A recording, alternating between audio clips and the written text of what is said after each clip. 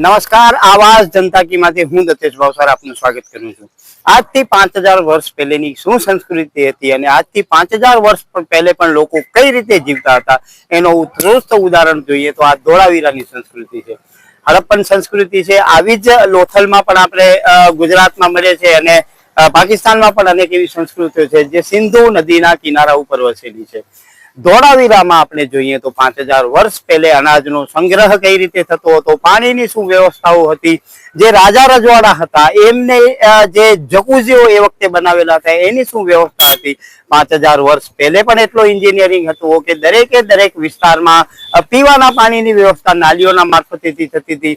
જે મોટા મોટા જહાજો આવતા હતા એ બંદર ઉપર કઈ રીતે લાંગરવામાં આવતા હતા, એ જહાજોમાંથી કઈ રીતે વહાણવટો થતો હતો, કઈ રીતે વિનિમય વેપાર થતો હતો એનો ઉત્કૃષ્ટ ઉદાહરણ છે।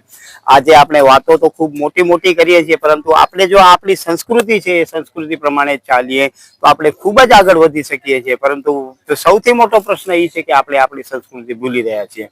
આ ધોળાવીરાની અને લોથલની જે સંસ્કૃતિઓ છે એ સંસ્કૃતિમાં જે એન્જિનિયરિંગ છે એ એન્જિનિયરિંગને જો આજે પણ આપણે પકડીને રાખ્યો હોય તો ભુજ નહીં, પરંતુ હું એવું માનું છું કે ગુજરાતના એક પણ શહેરો મહાનગરોમાં કોઈ દિવસ પાણીની અછત ન થાય, કોઈ દિવસ ગટરનો કોઈ પ્રશ્ન ઉભો ન થાય। કેમ કે 5000 વર્ષ પહેલે આપણા જે વડવાઓ હતા એમણે જે વ્યવસ્થાઓ કરેલી હતી એ વ્યવસ્થાઓ ખૂબ જ ઉત્કૃષ્ટ હતી, પરંતુ આજે આપણે એ વ્યવસ્થાઓને ભૂલ્યા છીએ અને ભ્રષ્ટાચારમાં આવીને જે આપણે કામ કરી રહ્યા છીએ એ કામ હકીકતમાં ખૂબ જ નીચલી કક્ષાનું થઈ રહ્યું છે।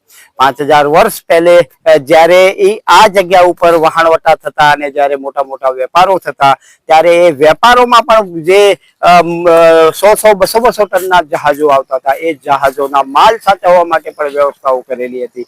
પરંતુ આજે આપણે એ વ્યવસ્થાઓ ભૂલી રહ્યા છીએ અને એનું પરિણામ એ છે કે આપણે પ્રગતિ તરફ નહીં પરંતુ અધોગતિ તરફ જઈ રહ્યા છીએ।